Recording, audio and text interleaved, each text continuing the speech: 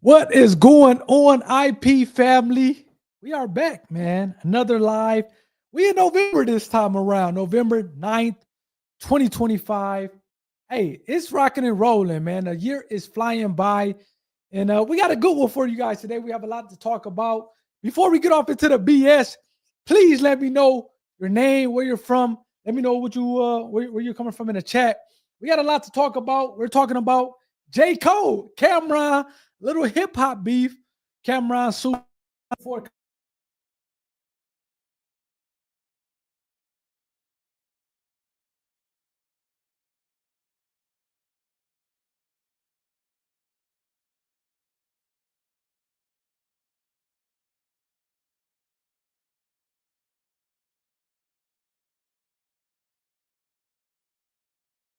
about my mic not working.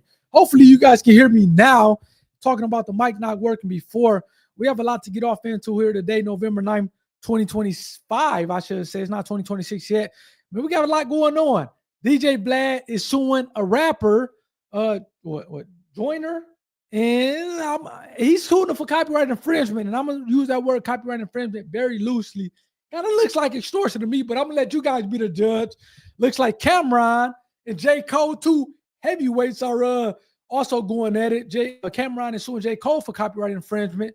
We'll talk a little bit about Costco. These big companies don't play nice, and this looks like Costco is trying to kind of throw their weight around. They got sued, though, for trademark infringement, so we'll talk a little bit about that as well. We'll give you guys a Shark Tank rundown of the week. We will also talk about the interview of the week. I drop an interview every week on Wednesday, so we'll get off into that. Utah Mammoth, the Utah hockey game. Look, where's my I don't even got my Detroit Red Wings hat. I went to the Detroit Red Wings game today. I'm in the great state of Detroit, or Michigan, I should say. For those of you who don't know, it looked like they lost to Chicago Blackhawks earlier today. Well, at least when I left, it was 3-1. But the Lions just beat Washington Commanders. They got to double up on the Commanders, I think 22-44. So we got our look back as it relates to the sports. Let me know. We got a couple of people tuning in here. Let me know where you guys are from. Hey, this is probably the only time that you guys are going to spend with a almost $400 an hour intellectual property attorney. To the extent that you have a question, please drop it in the chat. Ask me. Please hit that like button for the YouTube algorithm, as well as hit that subscribe button to be a part of the IP community. And we got two Mexican restaurants in Illinois. That's like my fourth home, man. Muskegon, where I'm born and raised, Muskegon, Michigan, is my first home. East Lansing is really like my second home. I spent 5 years there in undergrad, as well as another 3 years there in law school. So that's like my second home. I'm in the Detroit metro area, so that's like my third home. However, I go to Illinois quite a bit. So that's like my fourth home. And it's like two Hispanic or Mexican restaurants in Detroit suing each other for trademark infringement. So we'll talk about that a little bit as well. Again, please let me know if you guys have any questions. Shout out. Let me know where you're from in the chat as we kind of get off into it today. And before we get off into the riffraff, I would say we're going to start off with the positive. QB54, this company was on Shark Tank a couple weeks ago. Mike, man, he's killing the game with his football tailgating device. He's going to kind of talk a little bit about it in his opener. Like I said, the interview just dropped this past Wednesday. Go check that out. But I'm going to play you guys a little snippet of it, and I'm going to let you guys know my kind of comments and my thoughts on it. So let's kind of get here. Put the headphones on. Let's go and see what Mike is talking about. Let me make sure this thing is on the right. Hopefully this thing is on the right speed. Let's go. The biggest challenge was when it was probably right around COVID or after. It was like 21. There was this marketing company that had like this influencer like network, and they basically said, we could blow you guys up. And I think I mentioned this on the show. And I think we had like 3,000 units in inventory. And they're like, guys, when we hit go, we'll get through that in a month. So I'm like, shit, we need to get more. How much more do we need to get? So I got 5 containers, and they didn't sell one freaking game. Really? Not one. And that was a huge lesson that I've taken with me ever since that day. So again, you're going to make decisions that, you know, you don't know. Like, it's back in the day, there was a choose your own adventure book. I know I'm dating myself here, but you get to a page and it's like, hey, if you want to go down the hallway, go to page 62. If you want to stay outside, go to page 7. So you got to pick a page. So I picked a page. Man, shouts out to Mike. I did want to kind of play that. Look at, man, the whole point of this channel is really for you guys to kind of start your business. If it's one thing I know, when I tell people I'm an intellectual property attorney, the next thing that they tell me is they have an idea. So again, we all having an ideal. Mike, he talked about, he's actually from New York. So he talked about how he, when he was coming out with his business, his product, QB54, the tailgate game, it was a marketing company. You guys need to be aware because there's going to be companies out there that's kind of promising you the world, but not delivering on anything. So he's talking about this marketing company that was telling them, hey, as soon as you guys retain us, we're going to blow through the 3,000 products or inventory that you guys have. And when they retain them, they didn't sell not one product, which was interesting because he went into this business with his brother, and his brother after that kind of bowed out, and Mike took over the business for himself, kind of paid his brother out. Mike is still going strong, man. They were just on Shark Tank like 2 or 3 weeks ago. They did not get a deal. However, again, they're making money. So they're making money. So shouts out to Mike Silver. Go check out that interview.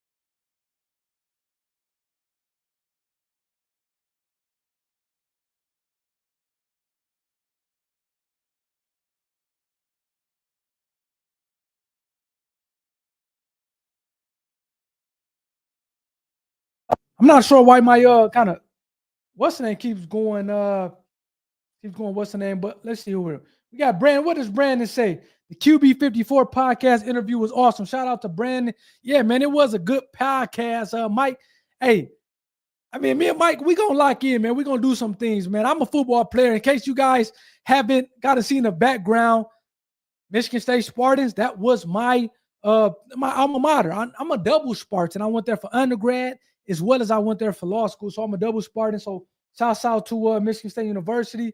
Shouts out to Brandon. And we'll kind of move on. We got one more topic before we get off into the BS. And trust me, it's a lot of BS that's coming along on this this week. I do want to hit up Shark Tank. Now, I'm kind of plugged in with the Shark Tank community.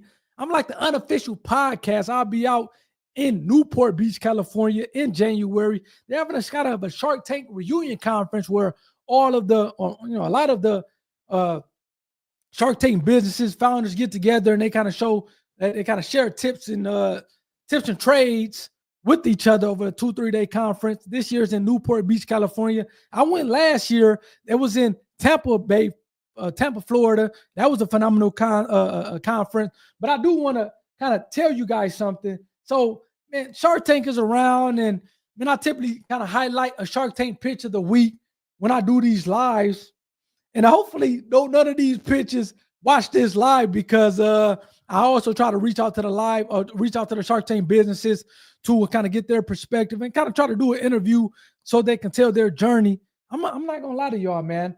I was not necessarily too surprised or too overwhelmed with the Shark Tank businesses or Shark Tank pitches of the week, but I do want to go through each and every one of them very quickly here, just because I think that's the whole point of it. Man, you can have a product and make a ton of money. So I'm gonna start here with Layla. Layla, again, shouts out to the owner of Layla. They did lifetime sales, $7 million. I think they did get a deal with, if I'm not mistaken, Damon, founder of FUBU. He kind of did a deal with Layla. It's a pregnancy gown, which you can kind of see in the left-hand corner. So shouts out to Layla. I do want to also point out Warrior Kid, Medic. It's essentially a bandana company that has printed instructions for you to kind of help your kids kind of deal with different injuries that come up. And again, I'm going through these pitches really quickly. It was no Shark Tank pitch that kind of wowed me this week, but the importance of all this is because, hey, you can still make a ton of money. Shark Tank, I think he did what $6 million? No, $600,000. He did get a deal with Allison, the guest shark, who sold their company Poppy for $2 billion to Pepsi Company. What they did, I think, $3 million in lifetime sales. So shouts out to Warrior Kid Medic. We also are going to talk about a tea company, Chi Tea. Shouts out to Lisa. Immigrant came over from, I think, China, if I'm not mistaken. She came over at 14 years old. She has done $3 million, just short of $3 million in lifetime sales. So I do want to kind of point out her. And then last but not least, we are going to point out Freestyle Snacks. It's an olive company. And your boy, I'm not big on olives, but shouts out to Nicole, the olive company. Again, those are the 4 Shark Tank pitches. I'm not really overwhelmed by these Shark Tank pitches this past week. However, that goes to show you that you can still have a product, still have a company, make it on a Shark Tank, be making millions of dollars a year, and an intellectual property attorney who's been doing this for 10 years is still not overwhelmed. So shouts out to that as we kind of move on to the next segment. I know we have a couple of people in here, man. Let me know where you guys are from. We about to get off into the BS, and I'm pretty sure this is why y'all here. We're going to get off into the BS now. Please hit that like button for the YouTube algorithm. Hit that subscribe button to be a part of the IP community. And this is the first BS topic here for the day. We have 2 Mexican companies. Like I said earlier today, Chicago is like my second home. My 4th home, I should say. I'm from the great state of Michigan, from Muskegon, Michigan. I did 8 years in East Lansing between undergrad and law school. I'm in the Detroit metro area, and I go to Chicago quite often. I mean, at least once a month. We're going to go 2 Mexican companies are going at it for trademark infringement. So we are going to kind of cue that up and kind of go from there. So let's go.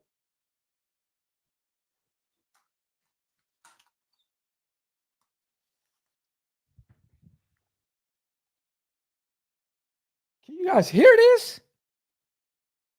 Let me see here, man. What is going on? What is going on? I'll tell you what, man. They don't want me to be great today. Testing. They don't want me to be great.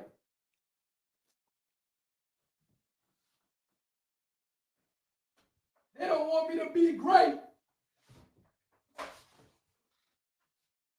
Let's see if this worked this time around.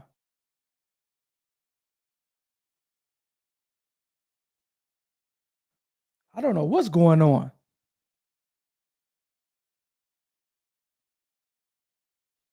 Two Mexican Rockford restaurants prepare for court. One owner claims he's left with no other options to protect his business. Taco Trina's Las Catrinas secured a trademark for its name in mid-October. Now the restaurant's owners say they must sue La Catrina Taqueria for causing more than just confusion. WIFR's Nathaniel Langley digs through the lawsuit. Katrina.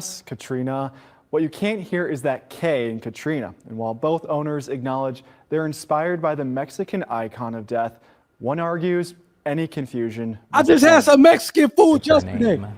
It's her brand. Carlos Zambrano started Taco Trina's Las Catrinas with his husband in 2021. We're sort of like dressed in drag as the Day of the Dead. By the next year, Taqueria La Catrina opened on the opposite side of Rockford, off Auburn Road. Now we're sort of, mixing their clients with our clients. It's just been a... So this is the owner of Las Catrinas who has a trademark. Now you guys have to go follow my full video on this. They have a trademark on, it's a truncated, it's a full version of Las Catrinas with a C. It was somebody across town in Rockford, Illinois that started a Mexican company, a Mexican restaurant called La Catrinas with a K, such as Katrina, the city in New Orleans. And La Catrina, That's trademark infringement, in my opinion, all day. Now, I kind of go more into the breakdown of it on my kind of full video for this, but I do want to kind of bring this up with an intellectual property weekly review. So let's kind of finish out what Carlos is saying, and then we'll wrap it up. A difficult process. Zambrano claims La Catrina's owner disregarded his request for them to change their name. We went ahead and invested, hundreds of dollars into this registered trademark. After waiting 2.5 years, Zambrano's trademark is here for his restaurant. It's her brand, and if it cost us this whole time and investment in it, so then why not go and fight for our brand? In his trademark lawsuit, Zambrano alleges the Auburn restaurant profits from Las Catrina's name. If we have a vision of franchising and opening more across the country or even locally, then of course that's going to matter. I met with La Catrina's owner off camera. He didn't wish to be interviewed, but did say his lawyers will wait to read the lawsuit. Would you name your restaurant? Hey, look, I will tell y'all this. If you get a cease and desist letter, and I would just serve one on behalf of my client, we working through it. He got a top-notch attorney in me, so we're going to work through it, and it's looking good. We had a call with them last week. We got another call with them this upcoming week. But if you've been following me for any time period, I will always tell you it's nothing good is going to come by blowing off a cease and desist letter. So the La Catrina with a K, the owner is saying, hey, man, we'll wait before we look at the cease and desist letter. That's a bad idea. There's nothing good going to come from blowing off a cease and desist letter. Let's finish up, Carlos. McFlannel's. I know it doesn't sound the same, but I'm pretty sure McDonald's or these big chains will come after you. And all we're asking is change your name, like rebrand. Jose Guadalupe Posada created the Catrina we recognize as the Dia de los Muertos symbol. Posada intended it. Man, yeah, forget what he's talking about. These newscasters need me on there because I'm going to break this shit down. Now, I will say Carlos and La Catrinas with a C, they did get a trademark. They went to Legal Zoom, and there's some holes in that Legal Zoom trademark that I must admit. Go check out the full video. I'm not going to get off into it here. However, it is some holes in that trademark that they have, which is, again, why you want to get an actual trademark attorney to help you out with this as opposed to going to Legal Zoom. You guys have to let me know in the comment section. If you went to Legal Zoom for your trademark, do you get a personal one-on-one kind of conversation, get a connection with your trademark attorney? Because that's what you're going to need when you're going off, when you deal in business, because business is a dirty game, as you're going to find out here really soon. So again, let me know what you guys think about that. I like Mexican. Like I said, I just had some, I guess this is a couple of days ago, I had some, what did I get from tequila, the place? It's called La Tequila as well. A friend of mine, she had wanted to go there, so we had went there. What did I get from there? It was some tacos. I mean, I don't know, man. It was something. It wasn't the fajitas. It was some tacos, some nachos or something. It was pretty good, though. It was a lot. But I like restaurants. And like I said, man, Chicago is like my fourth home. So shouts out to Chicago as we kind of continue to move on here. Utah Mammoths. So this is a hockey. Like I said, man, I can't believe I left my hockey hat in my in the other room. But I just came back from the Detroit Red Wings game, and your boy kind of getting into hockey, man. I actually like hockey. However, Mammoth Hockey is a hockey bag company. Utah Mammoth is a company or NHL team called Utah Mammoth. And I kind of feel bad for Utah Mammoth because they've been kind of get hit with these kind of trade, but they're trying to figure out what their mascot is going to be. I think they started out as a Utah Hockey Club. They moved from Arizona to Utah, and you can't be called the Utah Coyotes. That was the Arizona team, Arizona Coyotes. You can't be called the Utah Coyotes in Utah. That's like an Arizona team, right? So they changed it to Utah Hockey Club until they kind of figure out a name. They had went with some name, but they got sued for that one, so they had to come off it, and they went to Utah Mammoth. And it seems like the hockey bag apparel company, which I think is out in Oregon, has kind of had some issues with that. Maybe sent them a cease and desist.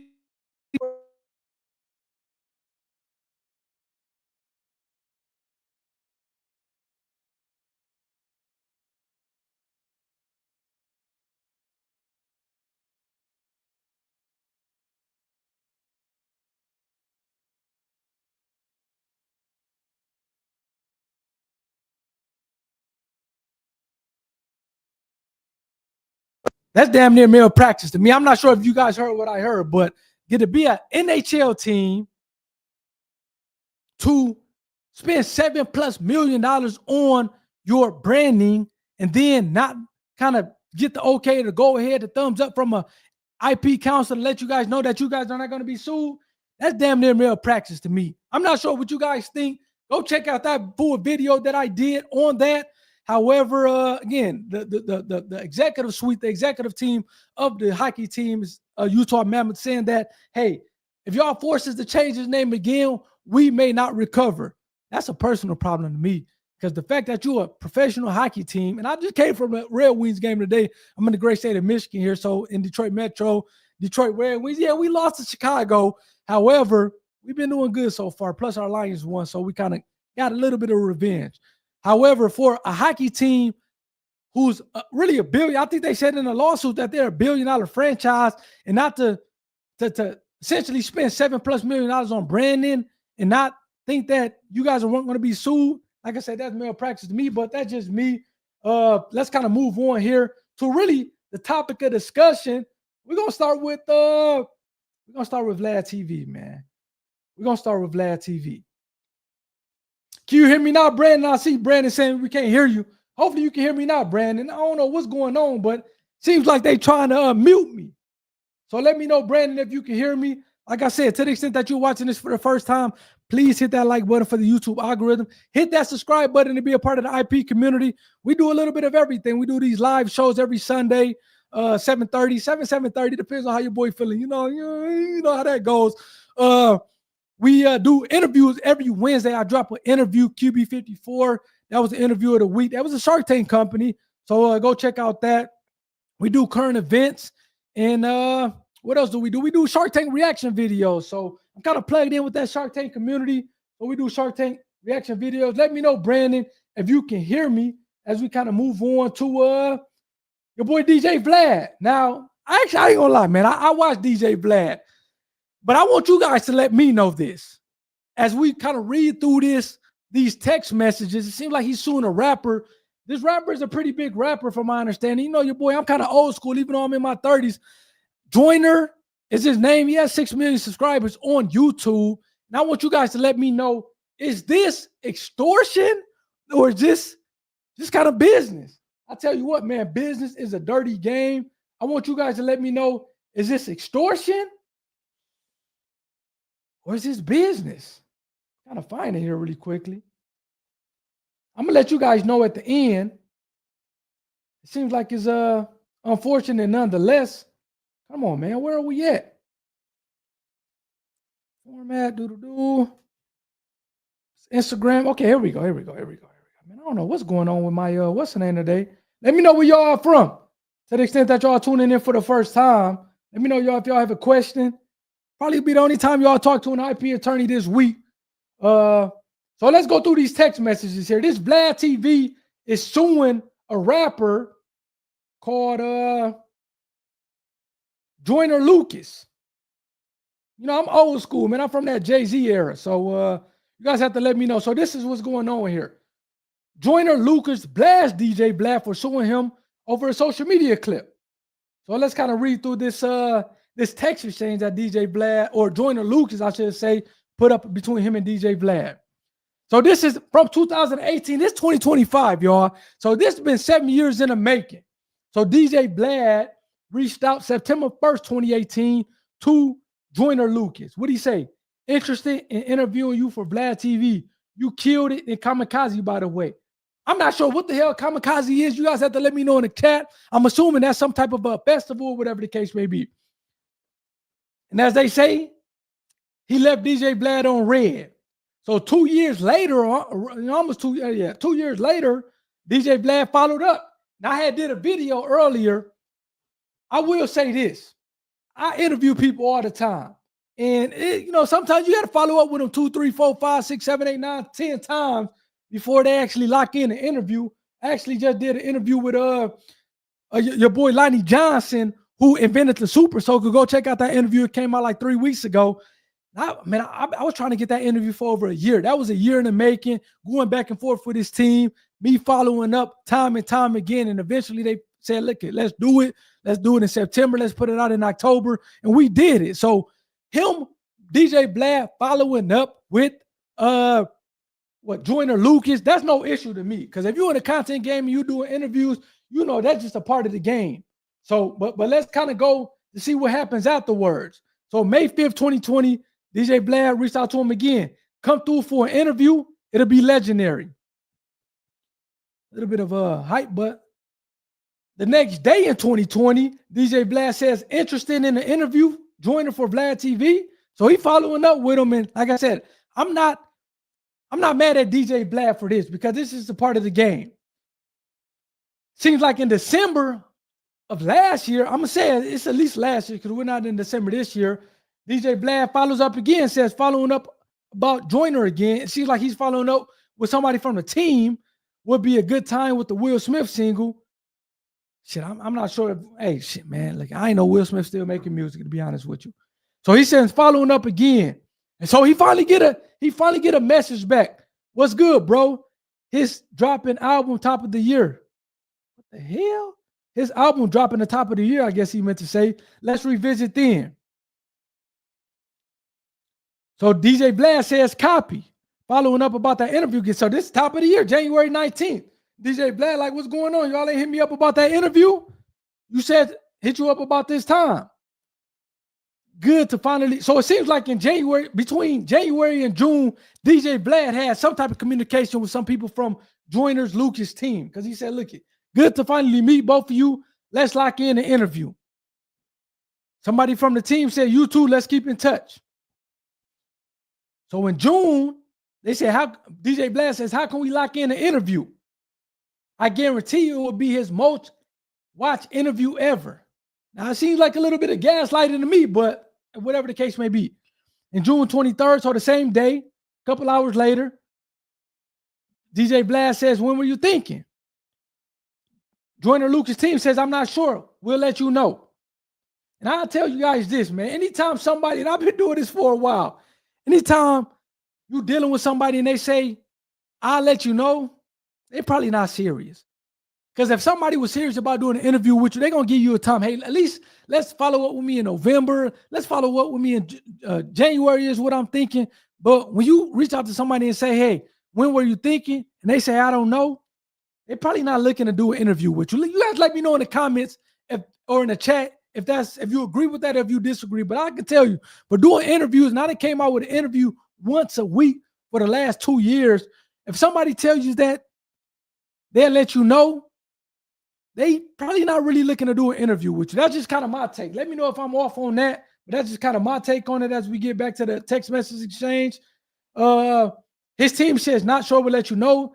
DJ Vlad, just 2 weeks later, says, call me ASAP, please.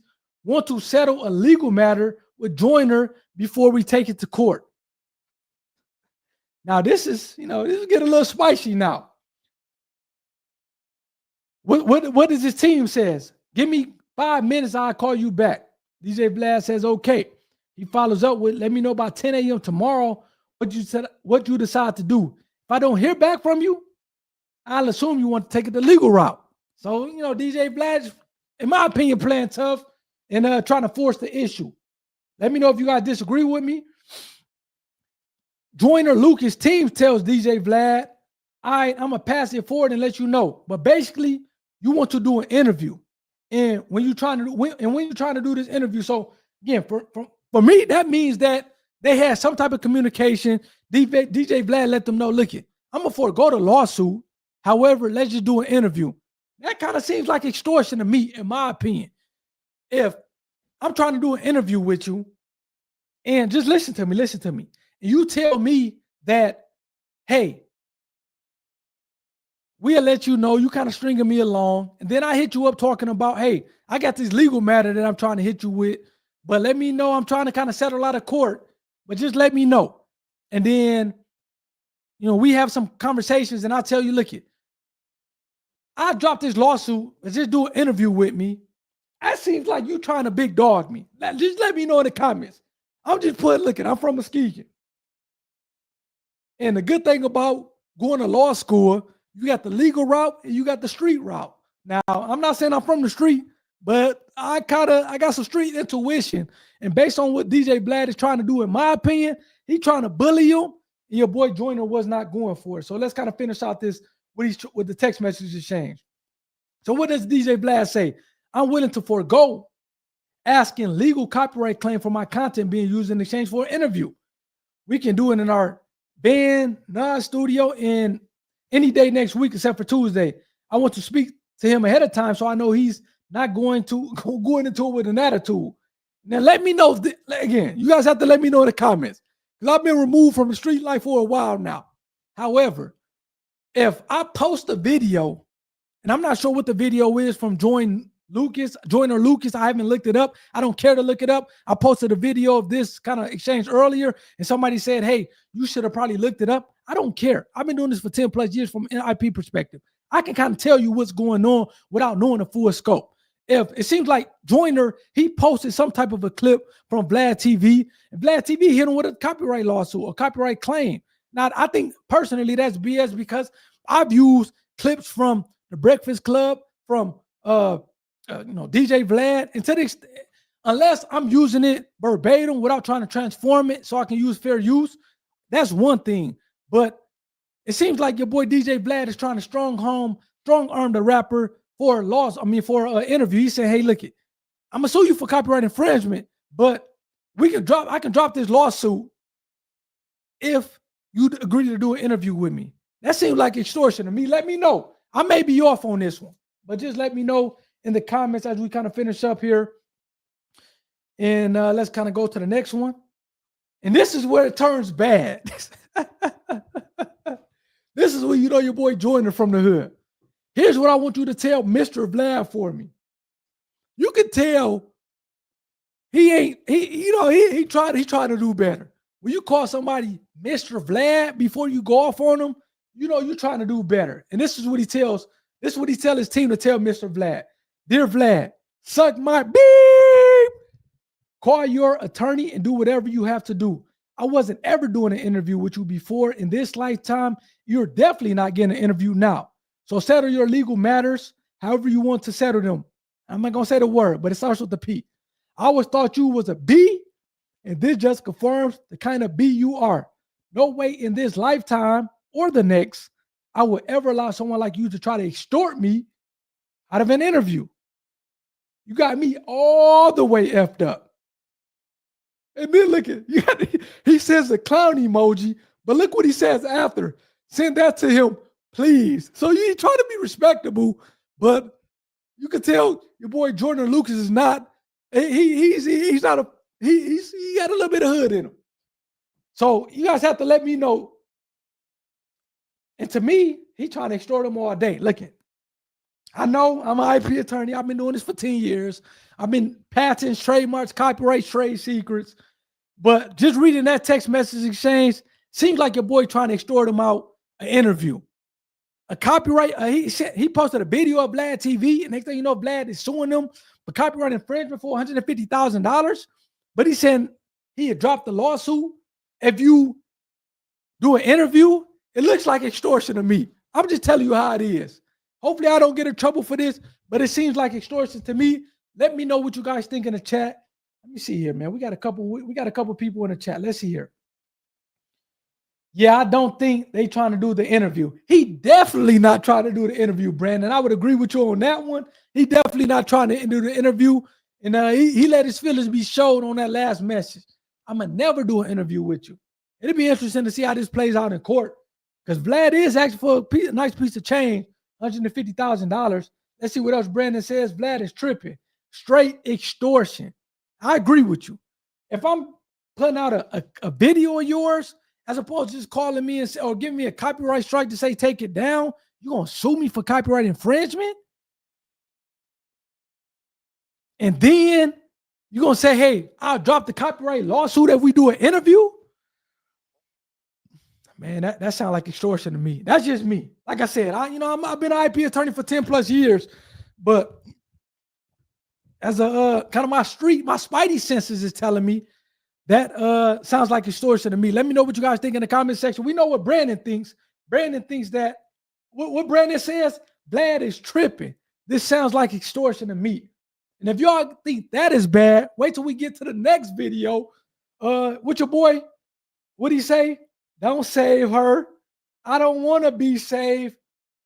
Cameron is suing J. Cole for copyright infringement.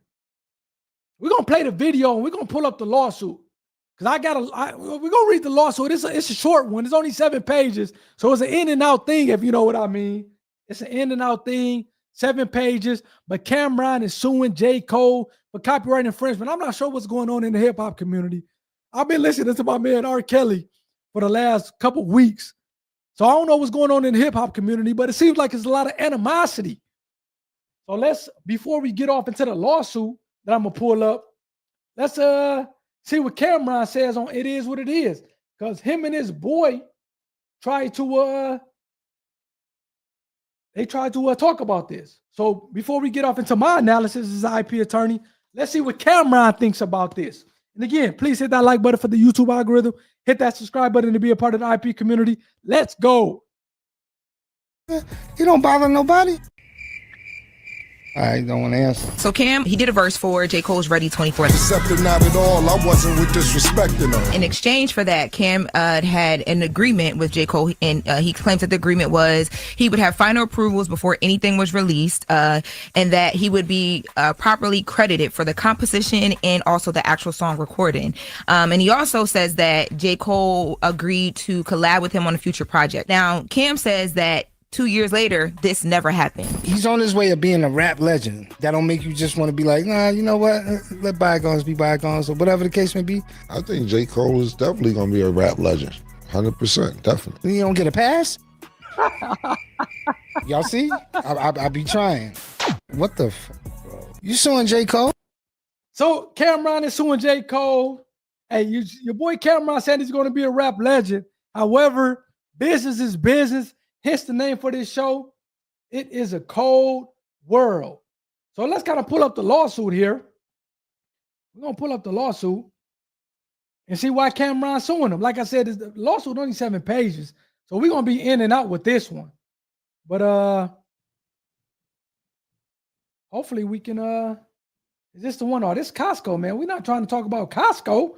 That's going to be the last segment. We're trying to talk about J. Cole suing the Jermaine. What is Jermaine's last name? I was in Fayetteville, North Carolina. I know he's from Fayetteville. Jermaine Cole. So Cameron Gills is suing Jermaine Cole as well as Cole World Universal Music Group for what looks to be trademark infringement. Let's go through this here really quickly. We're going to skip through that. We already know the BS. We're going to skip through jurisdiction and venue. Let's go to the parties. Plaintiff. That is, Cameron is a world-renowned rapper and entrepreneur. Plaintiff also hosts a podcast, It Is What It Is. Plaintiff is a resident of the state of Nevada and regularly conducts his business in the state of New York. And I thought Cameron was in Florida. I didn't realize that he was in Nevada. Found information to believe. J. Cole resides in New York. I didn't realize that J. Cole was in New York. I thought he was in Carolina, North Carolina. What is going on here? J. Cole is also a world-renowned rapper who regularly transacts business in the state of New York. Find information to believe. J. Cole is whatever. Let's go to the facts. In or about 2021, 4 years ago, J. Cole or Cameron agreed to perform on J. Cole's single titled 94th South, which was an introduction of Cole's album, The Off Season. Plaintiff contributed to his vocals. The Off Season was released in 2021.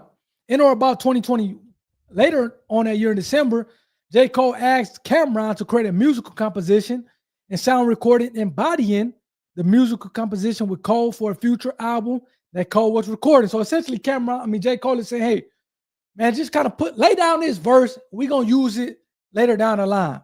Cameron agreed under the express conditions that Cameron had control of the release of the composition, any sound recording embodying the composition that J. Cole agreed to collaborate on a future single that Plaintiff will release. So again, pretty much tit for tat, man. I'm gonna be a feature on your stuff. You're gonna be a feature on my stuff later down the line. I will tell y'all what's interesting about this is the fact that Cameron is saying, hey, Plaintiff agreed, which is Cameron, under the express conditions that Cameron has control over the release of the composition, in any sound recording.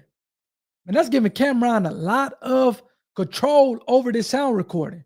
Nonetheless, later on or the next year, in June of 2022, Cameron contributed lyrics to the introduction and the second verse for the composition Ready 24 during a recorded session of Electric Lady Studios in New York City. At the same time, Cameron and Cole also recorded the sound recording. Cameron never received compensation. You didn't get paid. I'm not sure how you are doing these verses and not getting paid. Look, man, I ain't going to even go down that road. But it seems like Cameron never received compensation, nor did he convey in writing any rights in the sound recording to Cole or the defendant. So it seems like he didn't get paid for the recording, and he didn't give ownership of the recording to J. Cole. And then again, this was 2022. So Cameron told Cole at the time of the recording session in June 2022 that he would not authorize the release of the sound recording or composition until J. Cole performed on the future single with Cameron, and J. Cole agreed. So essentially, Cameron said, hey, I'm not releasing my rights to this, my intellectual property rights, until you kind of do me a favor and essentially perform on one of my songs. J. Cole told plaintiff that he preferred to collaborate with Cameron on a song that he too created together as opposed to a song that was previously recorded. However, the collaboration never materialized. So it seems like J. Cole stood him up, at least according to this lawsuit.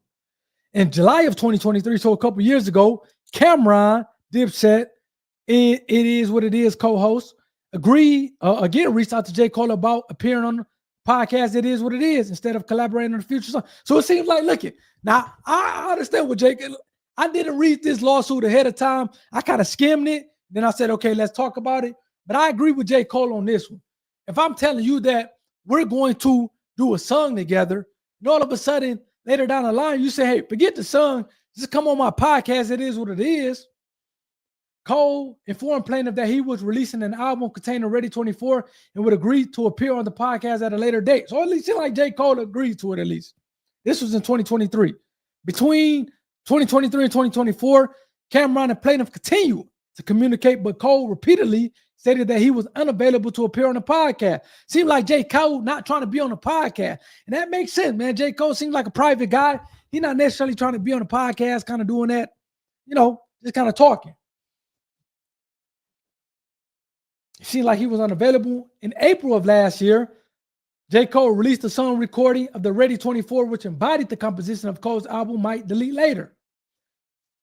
Later on that year in 2024, Warner Chappell Music applied to the United States Copyright Office for the composition of the Ready 24 under registration number.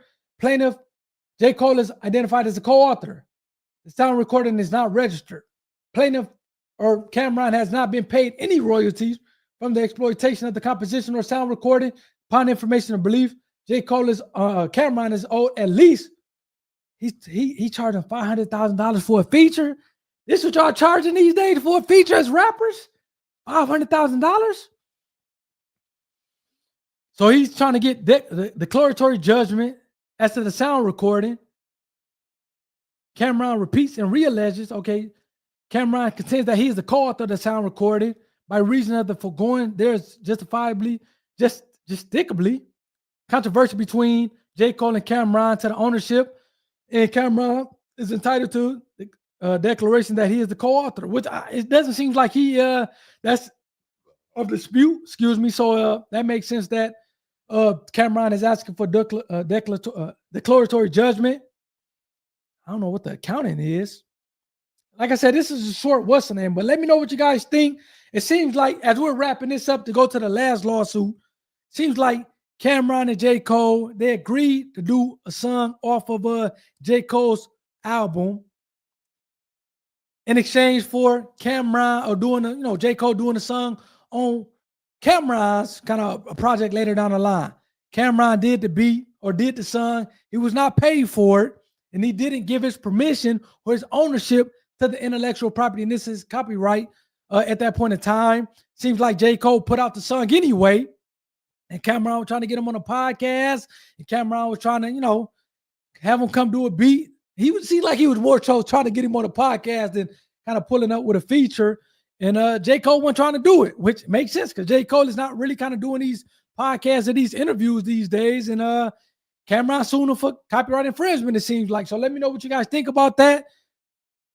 Like, I had to shout out to Cameron because at the very least, he did not give up his intellectual property rights to the album.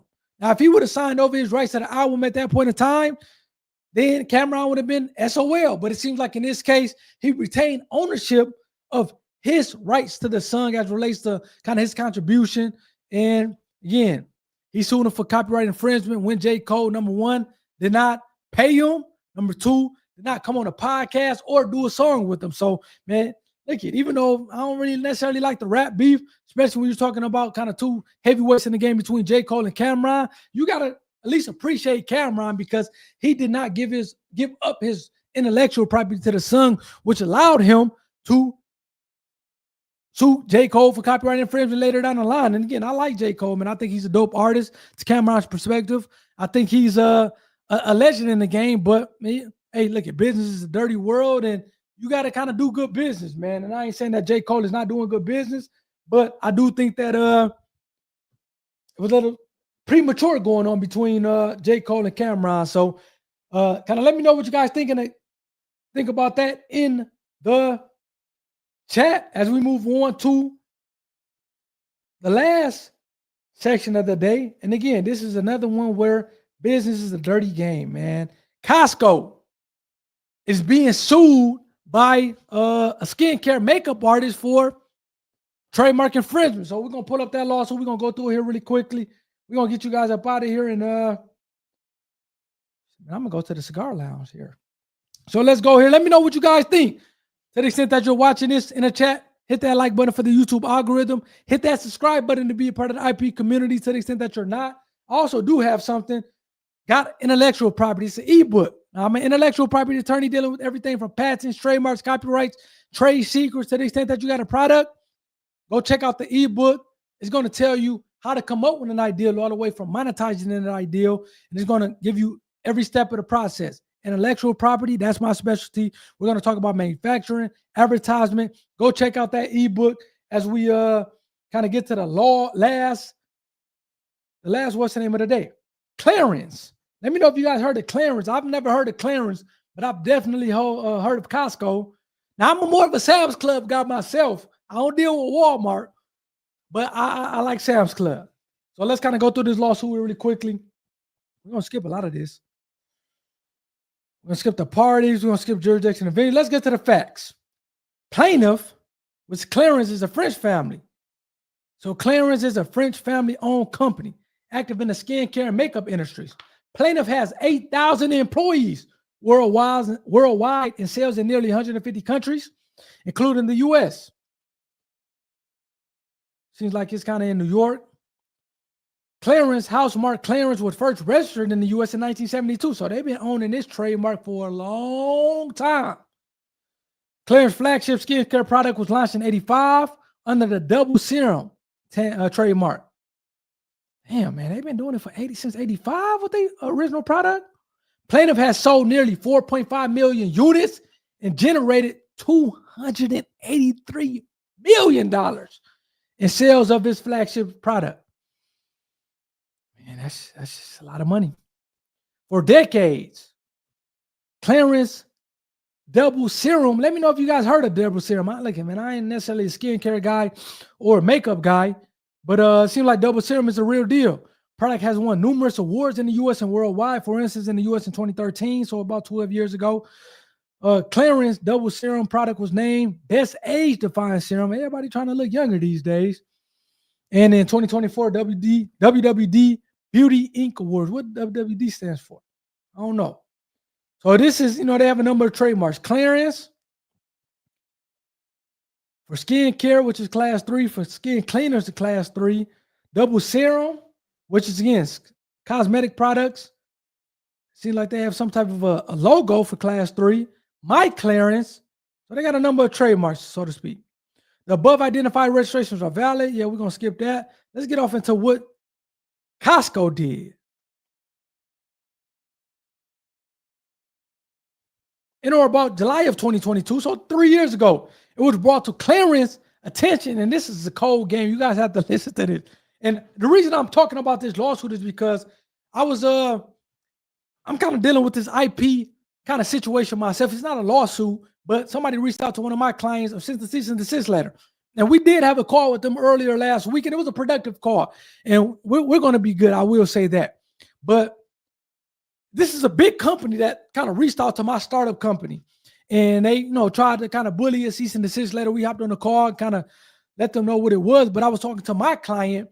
He was like, hey, man, we can't let them bully us. And this is the whole reason for this lawsuit, because Clarins, even though they've been around for 40, 50 years, in comparison to Costco, they still little dogs in this situation. However, you can't let these big companies bully you. And this Clarins is exactly what they're doing. They're suing Costco for trademark infringement. And once we read here later on what Costco did, y'all gonna be like, man, this is the dirty game. And Costco is they that's some BS what they did. But my overall point in saying all this is you can't let these big companies bully you around, because if they bully you once, you might as well close up shop and go somewhere else, because they'll continue to bully you.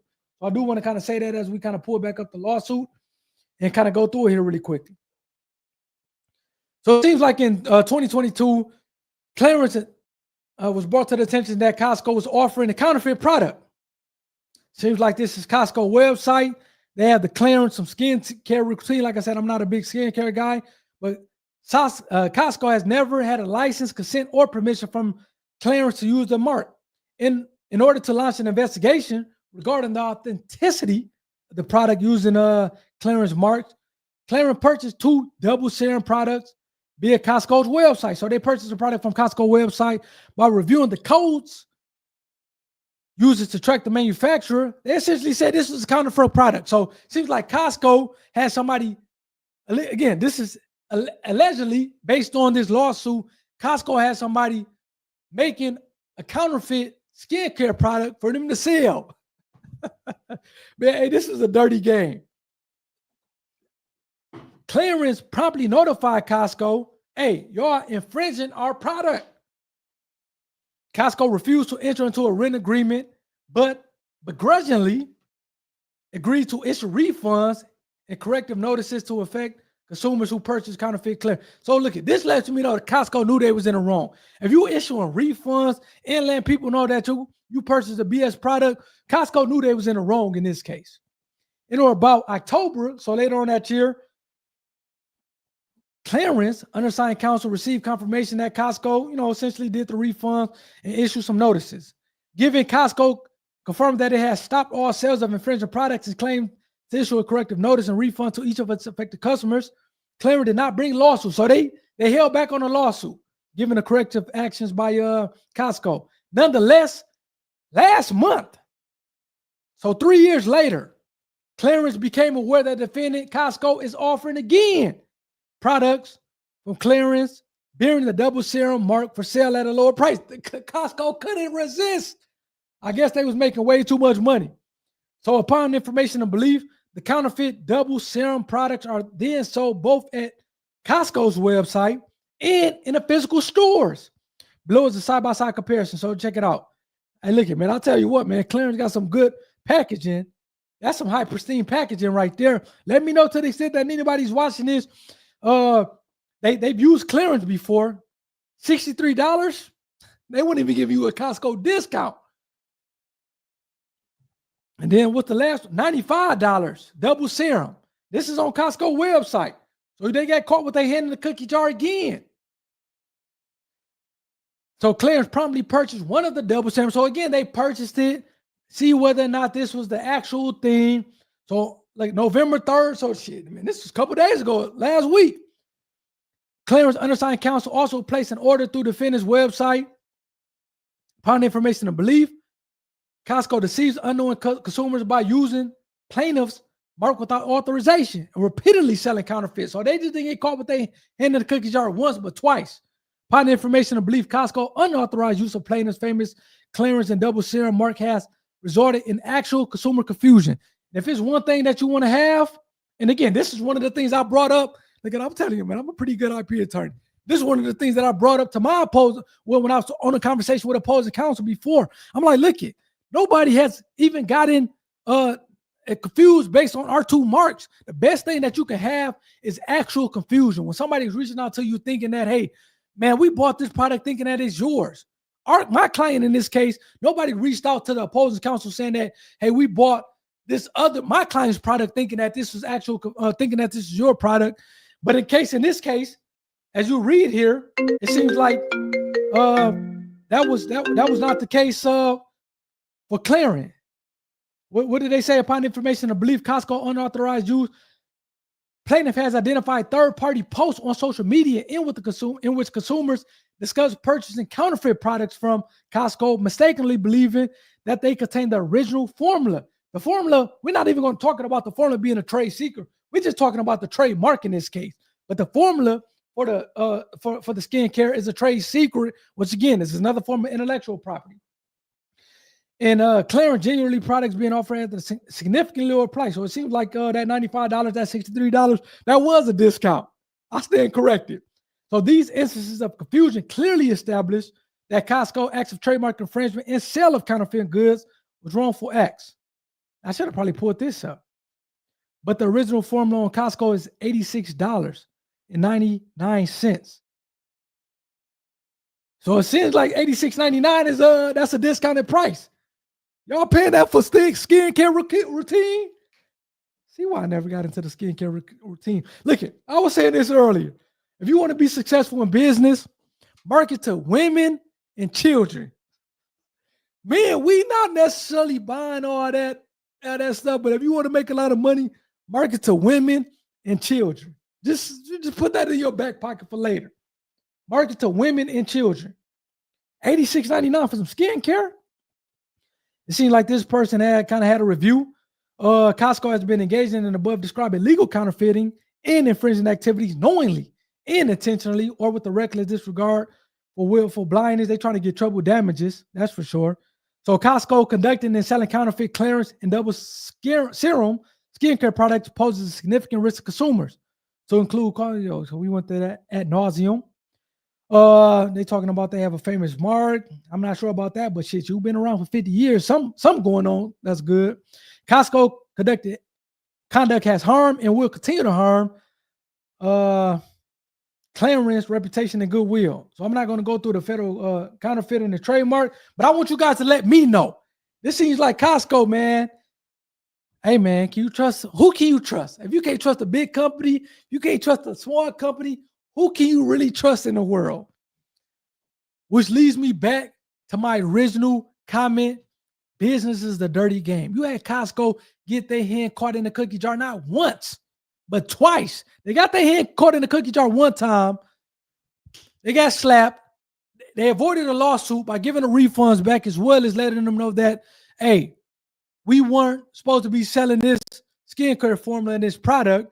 3 years later, they did the same thing again. This time, Clarins like, forget this. We gonna skip the pleasantries. We're gonna hit y'all with a trademark lawsuit. So they could have probably threw trade secret into it as well. So let me know what you guys think. Let me know what you guys think in the comment section, in the chat. Like I said, the whole point of bringing this is because you're gonna get knocked off not only by little guys, but the big dogs is gonna try to rip you off. You got to be able to stand firm. That's one of the things that my client told me, like, hey man, we not getting. Ain't no big guy pushing us over. And, they just got a bulldog in me as an attorney. So we kind of did what we needed to do. And it's looking like things are going to turn out in a way that we are satisfied with. But you can't get pushed over in this intellectual property game, whether it's a patent, whether it's a trademark, whether it's a copyright, to the extent that you're in the right, you got to be willing to fight for kind of what's right, essentially. So kind of let me know what you guys think about that. We're coming up on almost an hour. Shit, it's 8:30, man. I'm about to go have me a cigar, probably watch a football game and kind of chill out for the rest of the night. But this was a good one. Like I said, DJ Vlad, extortion, not extortion, copyright infringement, extortion. It's all the same thing, right? Seems like Cameron sued J. Cole. And I like both of them, to be honest with you. But it seems like J. Cole, just based on the allegations of the lawsuit, seems like J. Cole, yeah. You guys have to let me know what you guys think about that. Obviously, we just talked ad nauseum about Costco being sued by a skincare makeup brand. Talked about the two hip-hop or the Mexican restaurants kind of suing each other for trademark infringement. Go check out the interview of the week, QB54. Mike, he's doing some big thing. He was on Shark Tank. And we'll check out them Shark Tank reaction videos that I did earlier this week. So Hopefully you guys enjoyed this one. Hit the like button for the YouTube algorithm. Hit that subscribe button to be a part of the IP community. What does Brandon say? I think that's a good way to sum this up. Business is a cold world. Now I want you guys to start a product. If there's one thing that people know, or it's one thing that I know from talking to people and telling them that I'm a patent attorney, the next thing they say is, I have an idea. And I want you guys to start businesses on your ideas, because I've seen way too many times where people are making millions of dollars based on their ideals. But you got to understand that when you get off into this business game and you start making money, start making millions of dollars, it becomes a cold world. It becomes a cold world. And I think Brandon's his comment sums it up pretty good. Business is a cold world. I agree with you on that, Brandon. And hopefully you guys understand that. Don't let that deter you from continue on with your business, coming out with your product, coming out with your business, whatever the case may be, physical product, digital product, your service, whatever the case may be. Come out with it, knowing that, hey, if you're in the right, you're in the right. So they say that somebody try to knock you off, commit infringement. Hey, you may not have me on your side, but make sure you get a good IP attorney to go after them. And yeah, man, we'll catch you guys later. So hit that like button, hit that subscribe button. Like I said, go check out the product ebook, got intellectual property. That link should be in the description. Go purchase the gear. Peace, love, intellectual property. And I'll catch you guys next time. Hopefully you guys enjoyed this. Well, take care. Peace.